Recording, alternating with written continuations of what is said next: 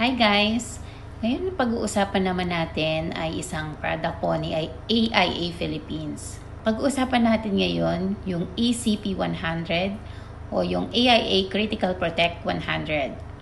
Alam naman natin na maraming mga pwede tayong kuhanin na plans para po sa ating protection sa ating mga health. Andiyan ang HMO, nandiyan din yung mga health benefits na naka-attach na rider sa mga life insurance natin. So ito naman, specific siya sa mga critical illness. Ang ACP 100 po ni AIA is either or po siya. So kung hindi ka magka-critical illness, pwede naman po siya sa life benefit. It's either magamit mo siya sa critical illness or life insurance or maturity benefit naman po kapag umabot ka ng 100 na taon na hindi mo nagagamit ang iyong insurance. Alam naman natin kung gaano kagastos magkasakit lalo na sa critical illness. Yung HMO okay yan pero hindi naman siya ganun kalaki yung kanyang benefits. So pagdating sa mga critical illness, milyon na yung pinag-uusapan yan, di ba? Ngayon, i-summarize ko lang tong ACP 100 ni AIA Philippines. So, gusto ko muna ipakita sa inyo itong lagi natin itong nakikita sa social media. Sabi ni Dr. Marius Bernard, created by a doctor, not an insurance company. You need critical illness insurance not because you are going to die, but because you are going to survive.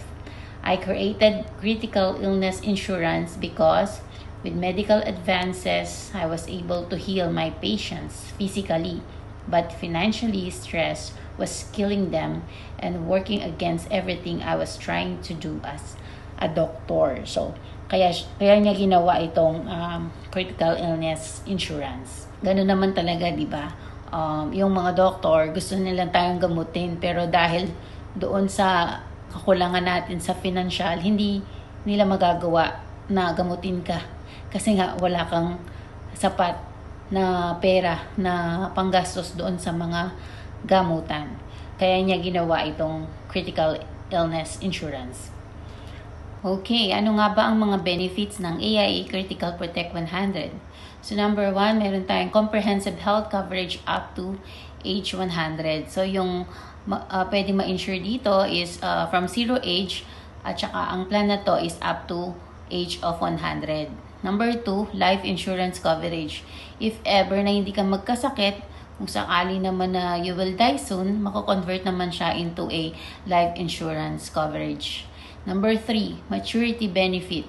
Maturity benefit, if ever na hindi ka nagkasakit, umabot ka ng 100 taon, makukuha mo yung iyong face amount. And then, we have 2 payment terms, pwedeng 5 years to pay or 10 years to pay.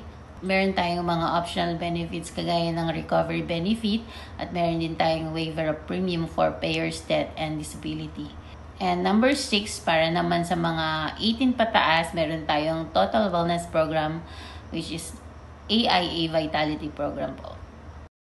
Now, ipapakita ko sa inyo yung kinuha naming insurance para sa aming 7-year-old na anak. Tapos yung daddy niya is 43 years old. So yung daddy niya, yung owner ng policy, at yung anak ko naman, yun yung insured.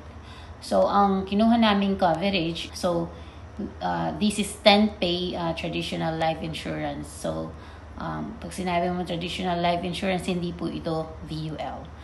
So we have here ang mga features ng kinuha namin, major critical illness or life insurance benefits. Gaya ng sinabi ko po sa inyo kanina, si ACP 100 either or siya. Critical illness, pag nagamit mo na siya, wala na yung contract. And then, pag hindi ka nagkasakit, pero namatay ka naman ng maaga, mako-convert naman siya sa life insurance benefit. So, itong kinuha namin sa kanya, merong face amount na 1 million. So, if an unexpected event happens resulting in the death of the insured, the face amount equal to 1 million will be provided to the beneficiaries. And then, meron tayong minor critical illness. So, ito namang minor critical illness na to, kapag nag-diagnose ka ng minor critical illness, meron kang makukuha na 25% ng iyong face amount. So, For this instance, 1 million yung aming face amount.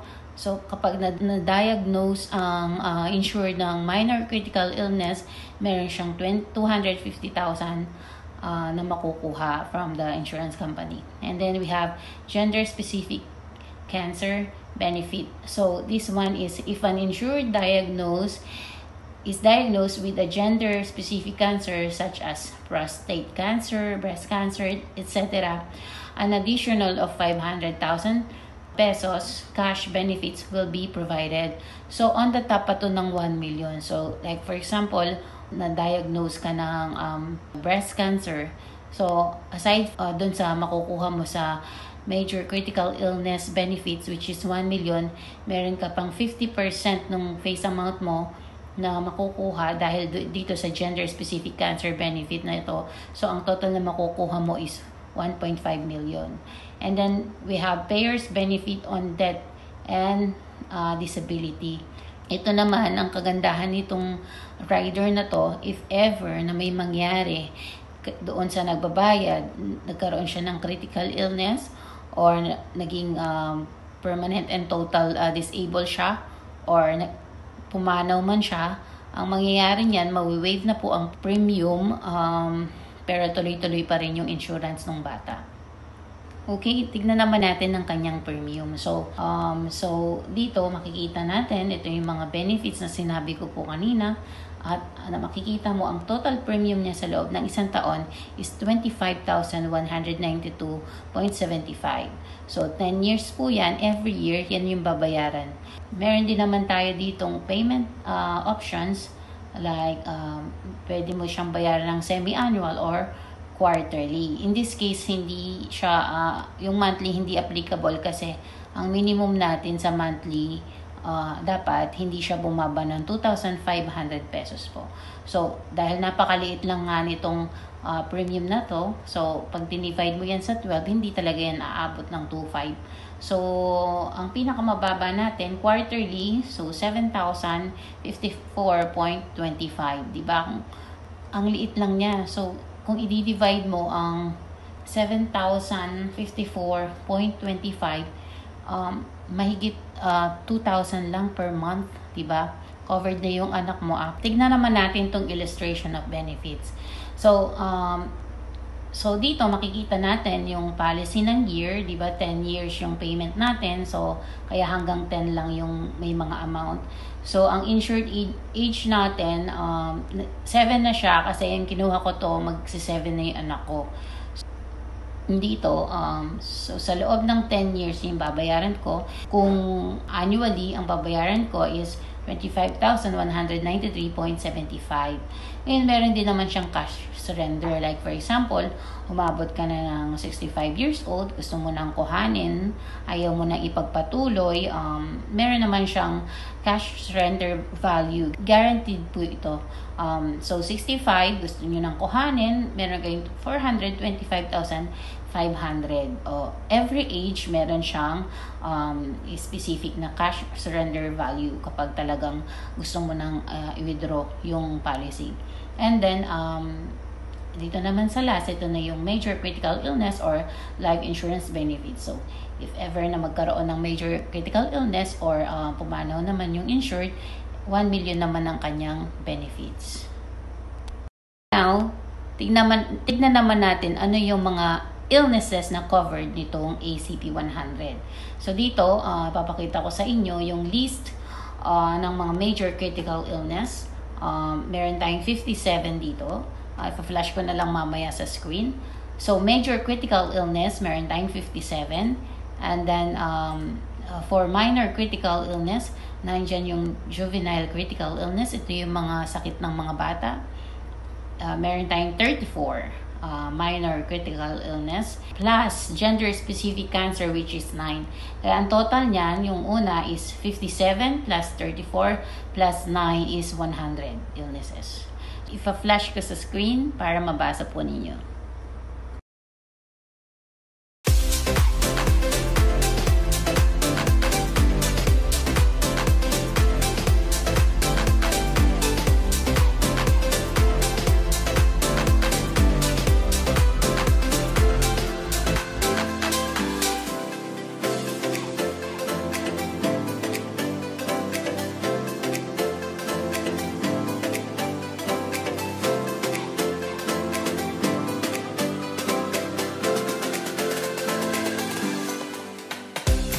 So again, summary lang, si ACP 100, pag major critical illness na diagnose, pag nag-claim ka na, that's 100%, terminated na yung contract.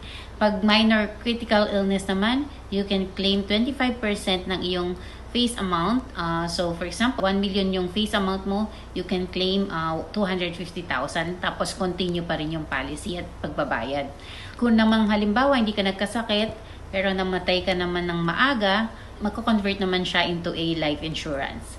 Kung naman nabuhay ka ng mahaba at umabot ka ng 100 years old, meron naman siyang maturity benefits, which is 1 million din po ang inyong makukuha o kung magkano yung inyong face amount.